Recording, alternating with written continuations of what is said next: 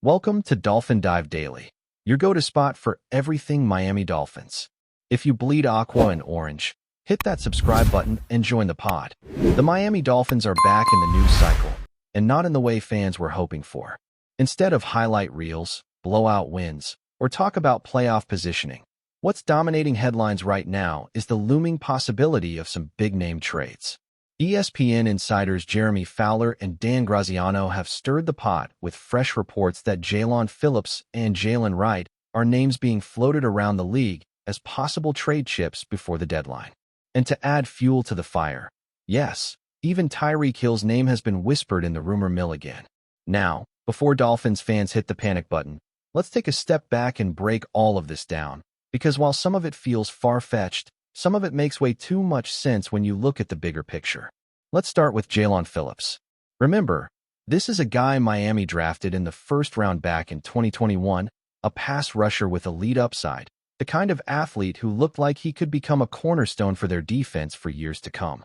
But the story of Phillips so far has been one of promise constantly interrupted by injuries. First the ACL, then the Achilles, two brutal setbacks for any player, but especially for an edge rusher whose entire game depends on explosiveness and burst off the line. Through the first 3 games this year, Phillips has looked, let's just say, a step slower than before. That doesn't mean he's washed, not by any stretch, but when you combine the injuries, the contract situation, and Miami's overall roster needs, you can see why his name is circulating. He's in the final year of his deal. If the Dolphins don't intend to give him a long-term extension, and right now, it doesn't look like they do, then trading him before the deadline could be the smart move. This is classic front office logic. You either move a player early and get value now, or you risk letting him walk in free agency and maybe get a compensatory pick years down the road. For Phillips, that would mean a pick in 2027, and let's be real, Miami doesn't have the luxury of waiting that long. If they can flip him for a 2026 pick, or even a package that helps them fill one of their glaring needs, you better believe Chris Grier and company are going to think long and hard about it. Now, there's always the possibility that Phillips finds his form mid-season, heats up, and suddenly looks like the guy Miami thought they were getting when they drafted him. If that happens, then sure, maybe the Dolphins reconsider and even think about an extension. But if you're asking me right now, the odds of him being in a different uniform by the end of the year feel a lot higher than the odds of him signing a long-term deal in Miami. Now let's pivot to Jalen Wright, and this one is fascinating for a completely different reason. Wright came into the league with a lot of hype out of the 2024 draft. Miami actually maneuvered aggressively to grab him, trading a 2025 third-round pick just to move up in the 4th round and select him. That kind of investment usually signals a team that's all in on a prospect. But fast forward to now, and the shine has worn off pretty quickly. Wright barely saw the field as a rookie, and in year 2, things haven't gotten much better. He's already been leapfrogged on the depth chart by Ollie Gordon, a rookie who's quickly become the more exciting option alongside Devon Achane. That leaves Wright buried as the 3rd back, and when you're 3rd on the depth chart, opportunities are few and far between unless injuries strike. And it's not just about the depth chart. Reports out of training camp and preseason were not flattering for Wright. The words lackluster and underwhelming kept coming up, which is not what you want to hear about a young back fighting for a role. Now, Jeremy Fowler mentioned the Kansas City Chiefs as a team that could be sniffing around. That makes sense, because while the Chiefs' passing attack is always deadly with Patrick Mahomes, their run game has lacked consistency for years. Adding a guy like Wright, who still has talent, still has upside, could give them another weapon to develop, especially since Miami clearly isn't using him. If Miami can get a mid-round pick back for him, maybe even something close to what they originally invested, it feels like a win. Because the reality is, Wright doesn't have a future in this offense as long as Achane and Gordon are there. Sometimes it's not about talent, it's about fit and opportunity, and right now Wright has neither in Miami. So that brings us to the name that always grabs headlines, Tyreek Hill. Yes, Tyreek Hill trade rumors are alive once again, because apparently we can't go more than a couple of months without somebody floating his name out there. Fowler dropped Pittsburgh into the conversation this time, suggesting that the Steelers could make a call if Miami even entertained the idea. The thought of Tyreek Hill in black and gold is wild, and sure, it's fun to imagine Kenny Pickett, or whoever Pittsburgh ends up committing to at quarterback, launching deep balls to Hill. But let's be honest, the Steelers? Really? That feels more like speculation than reality. If we're talking about a true trade destination for Hill, Kansas City makes way more sense. The fit is obvious, the history is there, and you know Mahomes would love to have his old running mate back in the fold. You also know Hill would probably prefer that scenario too. Miami moving on from Hill would be a seismic shift, the kind of decision that signals not just a retool, but maybe a full-on rebuild. I don't think we're there yet, but the fact that his name keeps surfacing tells you there's at least some smoke behind the scenes. Now, the big question, what do all of these rumors really mean for the Dolphins? To me, it paints a picture of a front office that knows it has tough choices to make. Miami's roster is talented, but it's also flawed. Injuries have piled up, depth has been tested, and some of the big contracts are starting to squeeze the cap situation. You can't pay everyone. At some point, you've got to make sacrifices, and the trade deadline is where those tough calls usually happen. If you're not a serious contender this season, and right now Miami looks like a fringe playoff team at best, then it makes sense to start turning players into future assets. For Phillips, it's about cutting ties before the injuries completely derail his value. For Wright, it's about admitting a draft miss and salvaging something while you can. For Hill, it's about weighing the present versus the future, deciding whether you want to double down on winning now or start reshaping the roster for the long term. None of these decisions are easy, but they're the kind of choices that define a franchise. And here's the thing Dolphins fans need to remember. Trades don't always mean the sky is falling. Sometimes it's the smart play. Look around the league. The teams that stay relevant year after year are the ones that know when to move on from players before it's too late. The Patriots did it for 2 decades under Belichick. The Chiefs are constantly retooling around Mahomes. The Eagles flipped Carson Wentz at the perfect time and turned the page to Jalen Hurts. If Miami is serious about building something sustainable, they have to be willing to make those same tough calls. So as we inch closer to the trade deadline, buckle up. The Dolphins are going to be one of the most fascinating teams to watch. Maybe nothing happens. Maybe all of this is just smoke and chatter, but where there's smoke, there's usually some kind of fire. Whether it's Phillips, Wright, or even Hill, don't be shocked if at least one familiar face is wearing a different uniform before the year is over. And if that happens, the story of the 2025 Miami Dolphins might not be about what they did this season, but about how they set themselves up for the future. Still with us? Then show some love. Hit that like button and let us know in the comments. What's your take on the Fins this week? Ladies and gentlemen, sports fans, and NFL enthusiasts, hold on to your seats because the latest development from the National Football League has sent shockwaves across the entire football world. In what can only be described as one of the most controversial decisions in recent history, the Miami Dolphins have been slapped with a punishment that has left fans, analysts, and even casual observers scratching their heads in disbelief. The NFL, in what insiders are calling a move that will be dissected endlessly in the coming weeks, has handed down a ruling that could have monumental implications for the Dolphins, their players, and the league as a whole. Sources close to the situation suggest that this decision was not made lightly, but at the same time, many are questioning the reasoning behind it, arguing that it defies logic, precedent, and, most importantly, the spirit of fair competition that fans expect from America's most popular sport.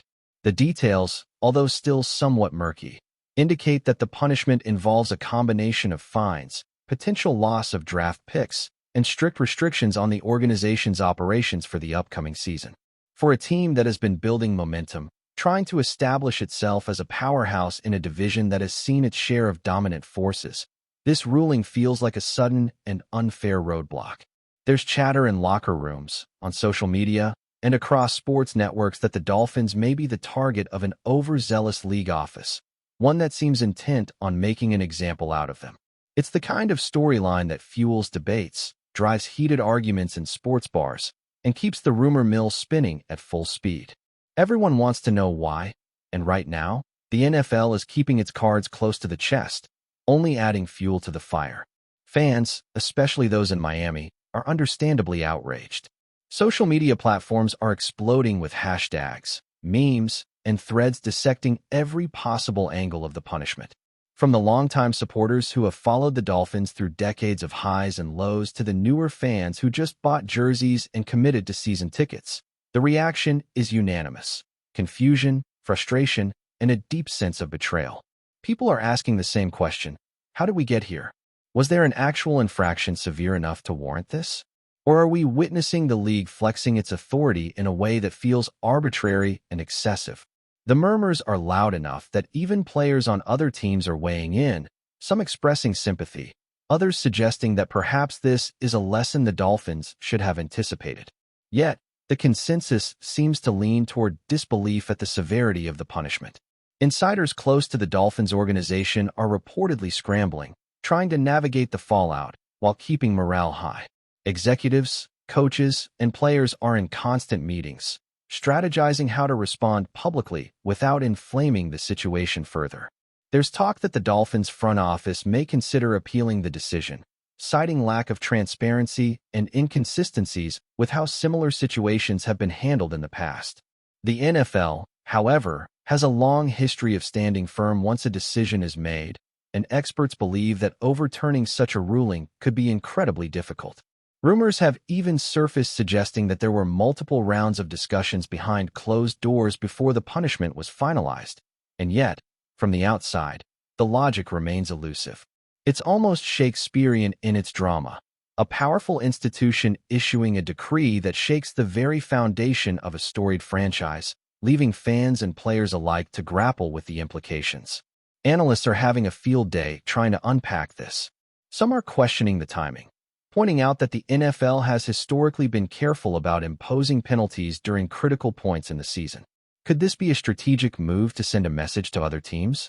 Could the league be trying to assert dominance in a subtly political way, reminding franchises of the consequences of stepping out of line, whatever that might mean in this context? Others are drawing comparisons to previous scandals, highlighting differences and inconsistencies, and suggesting that the Dolphins are being unfairly singled out.